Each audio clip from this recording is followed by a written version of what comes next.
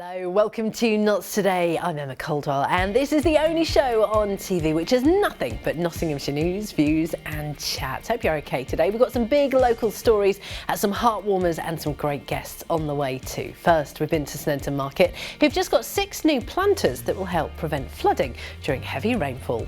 With all of the paving that happens, it's just running straight off. It's not got anywhere to go. So having downpipes running straight into a planter is an absolute dream as far as we're concerned. Also on the way today, calls for a change in the law after a report says the benefits system is harming some of the very people it's set up to protect. A series of failures by the Department for Work and Pensions, including the death of Mapley woman Philippa Day, are highlighted by MPs in the new document. There are now calls for ministers to be forced to accept responsibility to protect vulnerable claimants. We've previously reported how Philippa took her own life after her benefits were cut in error. We'll be looking at what the changes could now follow. We're also going to be talking to the comedian James Barr, who's combining comedy with some hard truths in his new stand-up show. Sorry, I hurt your son, said my ex to my mum. The show sees James share his personal experience as a survivor of domestic abuse in a queer relationship. He's here to tell us all about it ahead of his show at Nottingham Arts Theatre tomorrow night. And some wonderful guests coming on the sofa too. We're going to be chatting to the choir, trying to get Nottingham's men singing. The South Notts Men's Chorus is looking for men of all musical abilities to join their community of singers in their upcoming sea shanty workshops. Doesn't that sound awesome? And in sport, Forest boss Nuno Espirito Santo has been nominated for the Premier League's Manager of the Season award. And there's more good news at the City Ground too. Chris Woods and Morgan Gibbs-White are also amongst the nominees for Player of the Season, providing a welcome boost as striker Taiwo Awoniyi continues his recovery in hospital. All that and loads more on the way, but first we are talking about sowing the seeds of a sustainable city. This month has seen 6 new rainwater planters placed in Sneinton Market. Although they help spruce up the market's many avenues, they actually serve a bigger purpose, as each one is able to collect and store hundreds of litres of water as parts of plans to improve flood mitigation, as well as develop more green spaces across the city. Jack Sims has more. They say when it rains, it pours. But for businesses at Sneinton Market, they often experience a wet spell like no other. These pictures, taken last year, show how helpless their market's drains are when faced with heavy rainfall. This can even flood the floors of some businesses. This has led to a partnership project by Nottingham City Council's Flood Risk Management Team, the Environmental Agency and local businesses to develop a colourful new way, not just to ease flooding, but to improve biodiversity in the city. These planters are specially designed to collect and store up to 350 litres of rainwater from the market's drains, as well as provide the perfect home for many pollinators and insects. For Sarah Manton, owner of the Curious Studio at the market, it's this history of flooded streets is why she supported the project.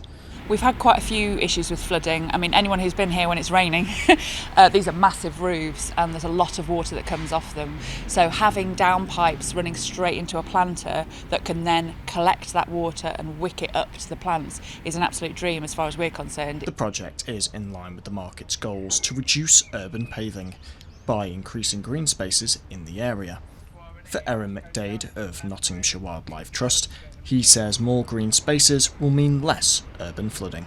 Over the last 20 or 30 years, we've talked a lot about heavy rainfall, sort of storm deluges. A lot of people have moved over to sort of hard landscaping, they've paved their gardens, so we've actually lost a lot of the area that used to absorb some of that rainfall. So it isn't just about the increasingly heavy rainfall, it's also about how we manage our urban landscape. In a statement, Nottingham City Councillor Linda Woodings, Executive Member for Regional Development and Growth, said, "As a city with 330,000 people, it's important that we work to mitigate flooding and pressure on our sewer systems.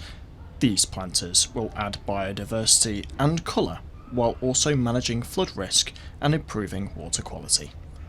Sneinton Market now hopes to have plenty of clean water to continue to grow its plans for a greener and more prosperous city, without the need to worry every time that there's a downpour. Jack Sims for Notts TV. Thanks, Jack. More news headlines from around Notts now. The death of a woman from Nottingham forms part of a call for change in the law to prevent benefit claimants from suffering harm at the hands of government departments, which are meant to protect them. Philippa Day, pictured here on the left with her sister Imogen, was amongst those who died in recent years after failures by the Department for Work and Pensions. Miss Day, from Mapley, took her own life in 2019 after her £228 weekly money was wrongly reduced to £60 after she applied for personal independence payments. Today, a report released by a group of MPs calls for reform, saying there needs to be new laws and deep-rooted cultural change at the DWP. Next, and one of the area's busiest bridges is going to have to shut for hours for improvement works. The A52 Clifton Bridge over the Trent is closed overnight for 2 nights, starting tonight, that's Thursday, from 8 p.m. until 6 o'clock on Friday morning. It's also going to be closed from 10 p.m. on Friday until 6 on Saturday morning. It's so lighting work can be carried out. There will be diversions over Trent Bridge. Road Organisation, National Highways Agency are warning you to allow extra time if you need to travel over the river in Nottingham at these times. Next, and our first guest tonight, a broadcaster who suffered domestic abuse in the hands of his partner, is bringing his one-man show to Nottingham to help fellow survivors know there is a future for them. James Barr has appeared regularly on Piers Morgan Uncensored. He presents a radio show with Fleur East, and his podcast, A Gay and a Non-Gay, has just won Best Sex, Love and Relationship Awards at the Podcast Oscars. Now he's bringing his show, Sorry I Hurt Your Son, Said My Ex to My Mum, to the Nottingham Arts Studio Theatre on Friday nights. And James joined me earlier to tell me more. Thank you so much for joining us this afternoon. Now, domestic violence isn't necessarily the go-to subject for a comedy show. How did you get to this point?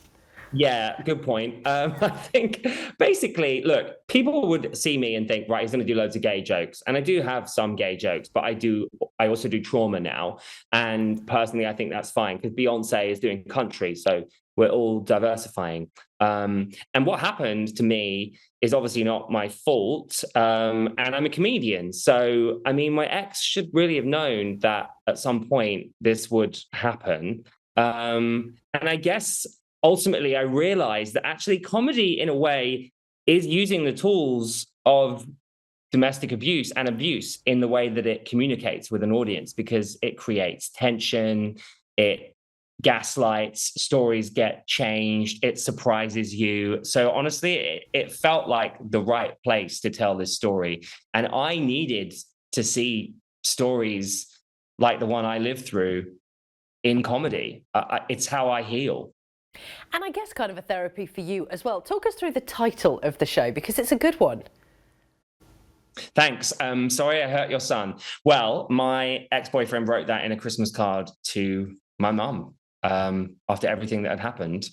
And I honestly felt like he wasn't really taking accountability for what he had put me through. And when that Christmas card arrived, I felt relieved, to be honest. I felt like almost grateful that he had acknowledged what he'd done. And I was with my mum when she opened that card, and we looked at each other and she turned to me and went, "Hasn't he got lovely handwriting?" Oh, no. Such a mum thing to say as well. So in terms of the show, you're on in Nottingham tomorrow, which we'll talk about in a second. What are you hoping the audience will get from watching this show? I have been very careful to avoid trauma dumping because I don't feel like anybody needs that.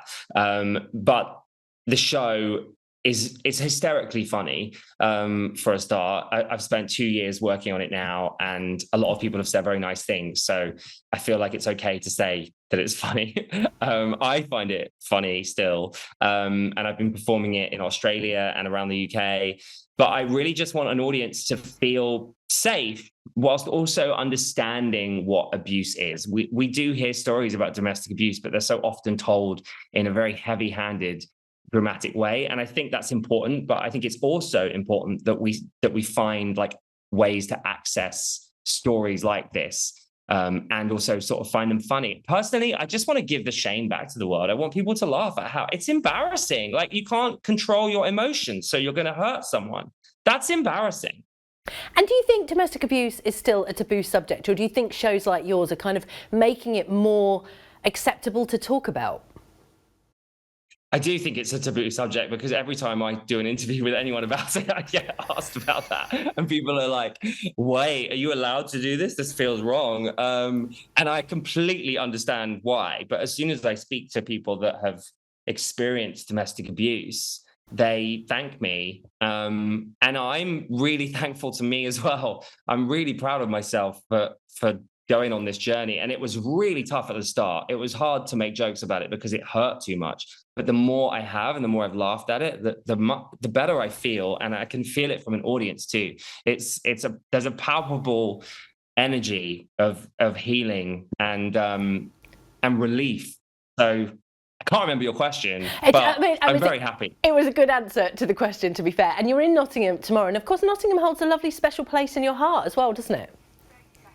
It does. My sister went to law school in Nottingham, and so I went to visit her when she was there, stayed in her horrendous student accommodation, met lots of hot men, and had a great time. And I'm really excited to be back in Nottingham performing tomorrow at the Nottingham Arts Centre. Love it. Where can we find out more? You can get tickets at jamesbarrcomedy.com. And if you've been affected by domestic violence or abuse and need some support, there is the Nottinghamshire Domestic and Sexual Violence 24-hour free helpline. The number is on your screen now. It's 0808 800 0340. We are right back after this when we're going to be telling you about the planned new Nottingham Tower block that has gone down badly with civil campaigners. All that and more on the way.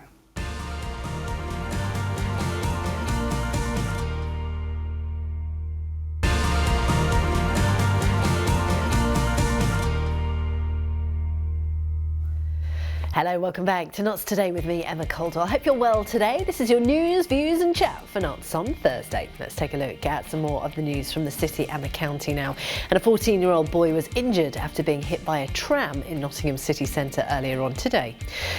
It happened at Weekday Cross in the Lace Market just after 10 a.m. The street was cordoned off for a while, whilst police and ambulance crews attended the scene.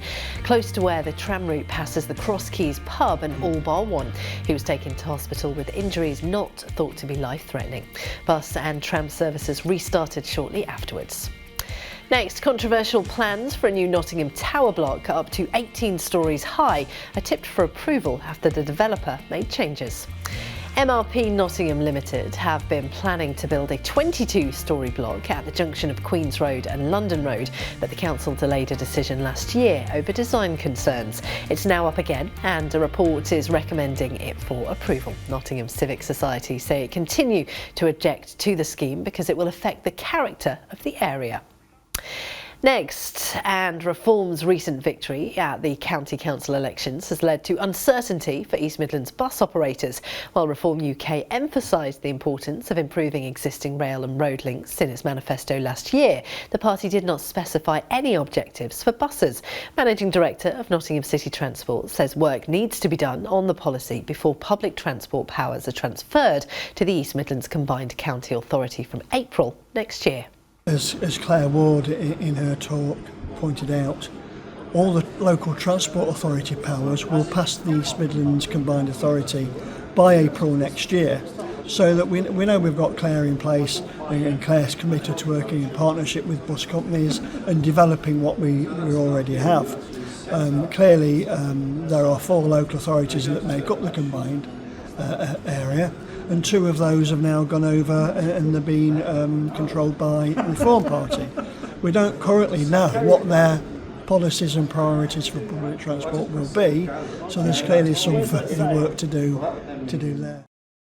Next up, South Knots Men's Chorus are looking for singers to join them in their upcoming sea shanty workshops. Doesn't that sound brilliant? Whether you're a seasoned singer or a complete beginner, the group want you to warm up those vocal cords and become parts of their tight-knit community of male singers. And here to tell us all the details of how you can get involved is Chorus Secretary Stuart Wildman. Thank you so much for joining us today. So tell us a little bit more about South Knots Men's Chorus. How long have you been going on for? Well, we started in 2016.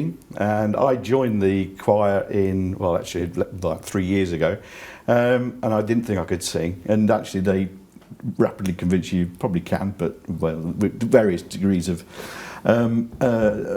success. But however, we're 25, probably 26 number of people in the choir. And we're West Bridgford based, although people come from, Woollerton and other areas, Eastleigh and other areas of Nottingham. So it's a really nice little choir. We practice once every week in West Bridgford. And we often retire to the Poppy and Pint afterwards in the Lady Bay for a cheeky one. Which is really brilliant. Excuse me whilst I just have a cough. And the Poppy and Pint is going to be the location for That's the your sea venue, shanty. because we retired back there. We've done the odd little sea shanty, and people thought it was very good. And it would actually be quite nice to invite people along to have a go, because they are quite satisfying to do.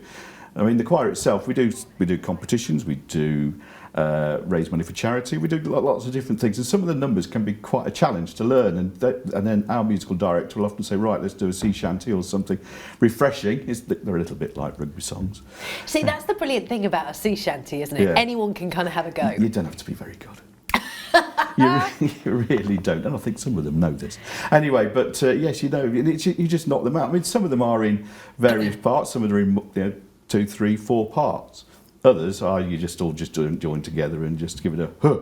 They seem to like doing a huh in a sea shanty. I love that. And is that the kind of thing, I think sometimes when you talk about, things are in 3, 4, 5 different parts, people are like, I don't know what kind of singer I am. Do you need to know to turn up? I didn't. I've moved around all over the place. I was a tenor, and I really couldn't do that.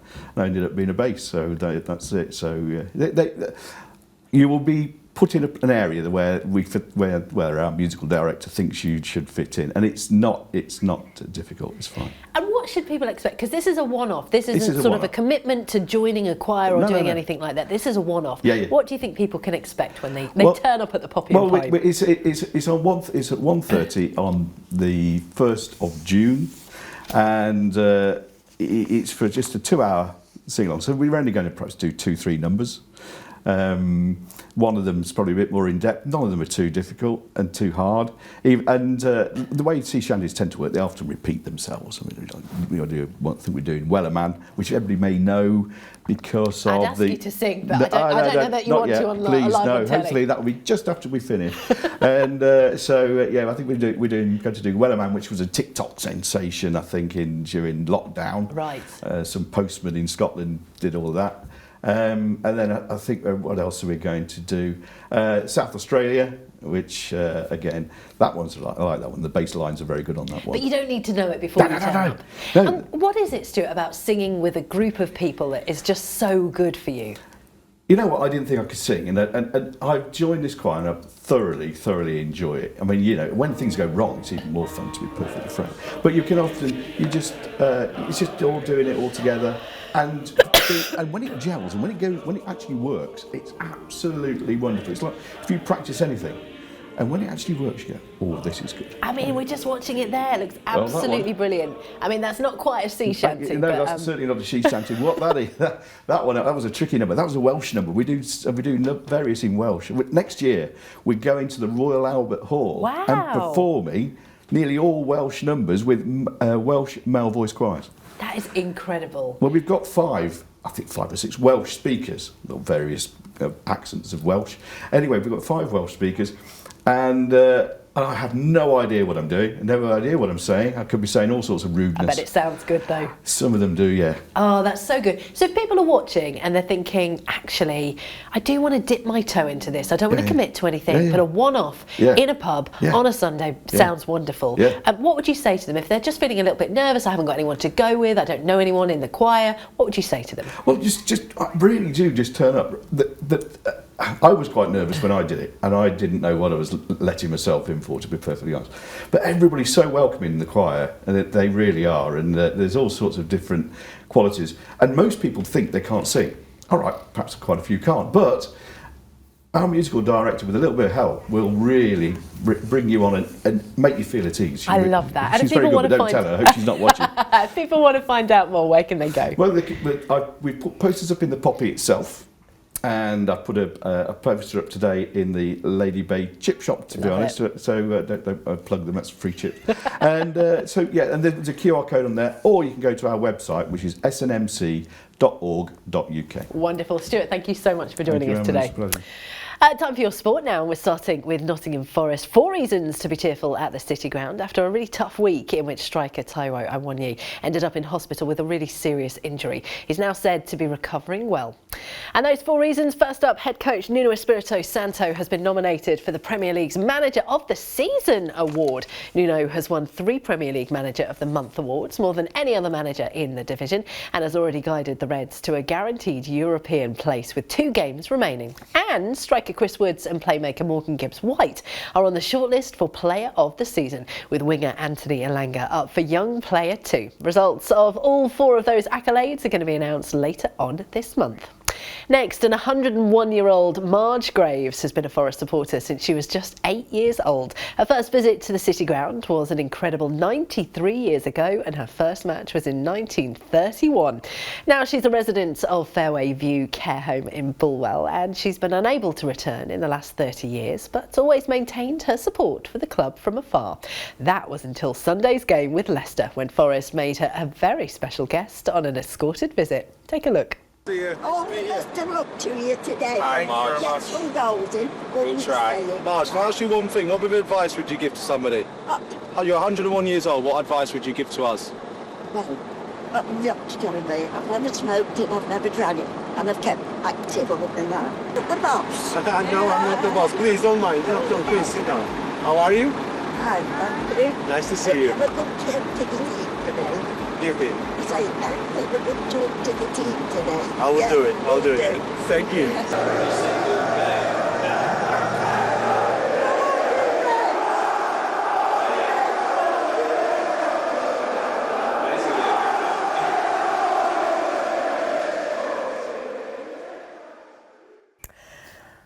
Oh, that is so wonderful. Sticking with football now, and over at Notts County, the club have announced star forward David McGoldrick's season is over. He's been ruled out of Saturday's second leg of the League Two playoff semi-final against Wimbledon. He sustained a hamstring injury late in the first leg, or 1-0 loss at Meadow Lane last Saturday. And in a statement, he said he's gutted, but thanks fans and the club for supporting him through the season. He was recently, of course, voted Players' Player of the Season. McGoldrick's strike partner, Alassana Jatta, will also miss the trip to London through suspension following his red card against the Dons. And finally, in ice hockey, Nottingham Panthers forward Matt Alfaro has signed a new contract to return to the club next season. The 28-year-old scored 41 points in 45 regular season matches this season and also contributed 13 points in 12 Challenge Cup games. He played all 4 matches in post-season as the Panthers won the playoff title with a stunning 4-3 victory over the Cardiff Devils in second overtime in the grand final. He said it was an easy decision and thanked supporters for sticking by the team in a slow start to the campaign. Time for your Thursday picture of the day. Now this one is from our very own Nicola Dawson. Look at these lovely bluebells, looks beautiful. Weather now, and things aren't looking too bad either as we move into the weekend. It's been 19 degrees today with lows of 6. Tomorrow is slightly nicer, sitting at 21 degrees with lows of 8. Saturday will be reaching 22 degrees again with lows of 8. Visibility is good though through the weekend, and pollen levels hopefully low too. So if you're suffering with hay fever like me, make the most of this before they rise again. That's it for now. I'll be back with your afternoon update tomorrow and of course live at 5:30 for Friday's Nots Today. But for now, bye bye.